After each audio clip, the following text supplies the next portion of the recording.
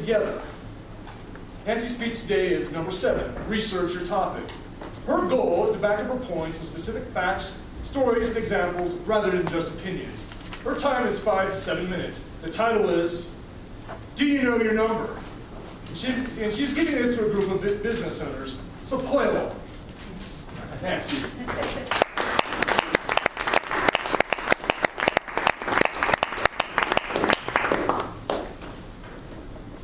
Do you know how much you need to never work another day in your life? Some of you might think you do.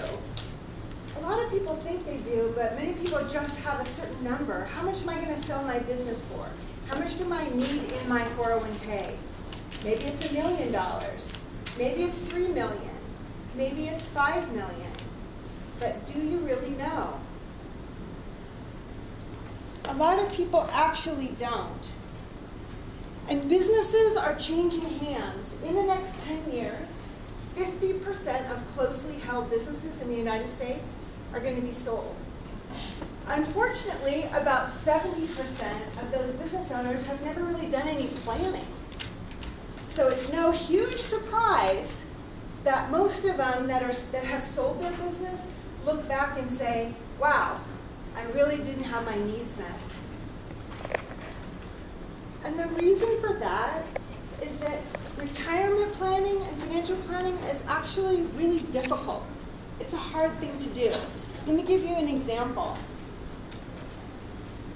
This is a case study, which I cleverly called Jeremy Sample. And what I did is I took one of my clients, similar client, I just made him single with no kids to make it easy. So if you look at Jeremy, I know, she's like, okay. Talk after. Yeah. He'll pay for your dinner. You're good. You're good. So Jeremy Sample's 54. He wants to retire at 57. He makes $200,000 a year. And as you can see that he's got a pretty good business. He's got some cash in the bank. He's got a 401k. He's still got a mortgage, but it's not, comparatively not too bad. He's got a pretty good net worth. So what do you guys think? Can you retire in 3 years? You think you can make it? It depends on his lifestyle, too. Mm-hmm. Well, he wants that $200,000 because he's going to be going out with Heather. He's got to get some mountain bikes. He's got to go snowboarding. He can't retire if he's not ready. It's pretty tough. Yeah. It's pretty tough. So Jeremy actually is going to have the weight of the world on his shoulders because he's really not going to be able to retire. That business, he's got to run that business probably till 65 in order, which isn't too bad, but if he wanted to retire at 57, he's not going to make it. So I asked, why not? And Marielle said, he's got to tame down his lifestyle. But what would be some other reasons why he's not going to be able to retire at 57? He might have debt. He might have debt. He does have that mortgage. Okay. Right? Cost of health insurance?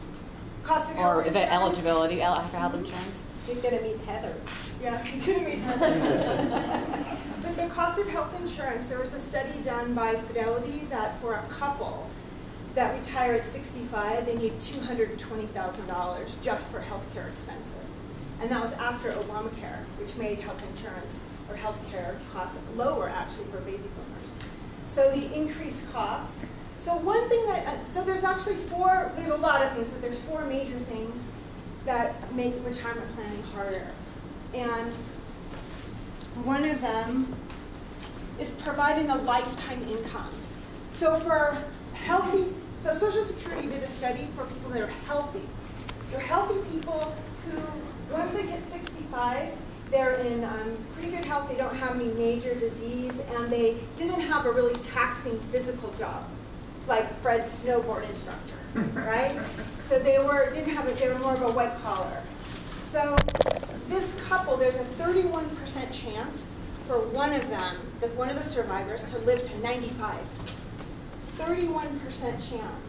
So if you think about that, we as financial planners, we have to plan for age 90 to 100 for all of our clients. So if Jeremy is going to be retiring at 57, it's a long time, including having to pay that extra health insurance. The second thing is that increasing with cost of living. So if you think about it, have any of you recently bought a big ticket item? Maybe a car, but like we bought a new mattress. And I was like, what? Like $2,000? Are you serious? So no, this is just a mattress. I'm not buying a new car, right? So what happens is that we have to plan for inflation. So inflation, 2.5% inflation, or 3.5% inflation, what that means is you need $200,000 today, 20 years from now, you need $379,000 a year to keep up. Cost of living is one. Taxes. So at the sale of the business, there'll be capital gains tax. So for high net worth individuals, it's a 20% federal, 5% state, plus a net investment surtax is 3.8%. So you're almost at 30% in capital gains tax. And then the other thing we want to do is we want to provide, we don't want to just make it, right? We need a surplus, because what if something happens? So we want to plan for a 20% surplus at least. So retirement planning is challenging.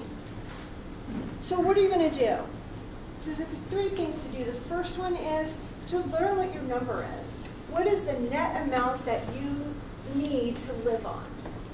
And then do a calculator. Figure out what is your net. The second thing is to plan your exit of your business when you start your business.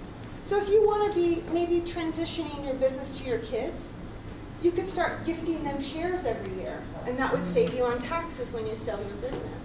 Maybe you want to sell a business to your employees, or maybe you want to sell to a competitor. If you want to sell to a competitor, keep your niche that maybe they're not so good at. So always be planning for that business sale. The other thing is remember that you have a special partner, the IRS. So you always want to be thinking of how to reduce the taxes on your business sale. How do you do that?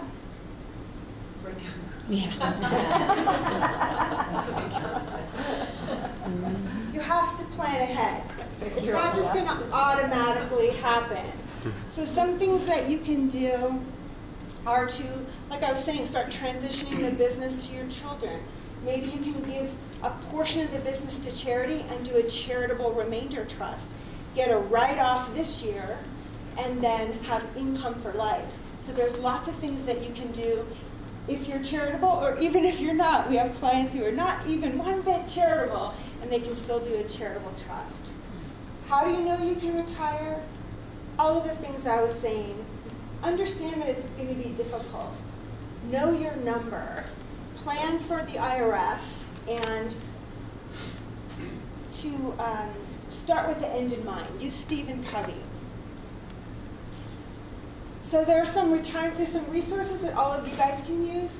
Bankrate.com has really good calculators. AARP actually has a really good website, lots of different calculators. KeyBank.com, and we can help you here to do business planning at KeyBank. Thank you so much for your time.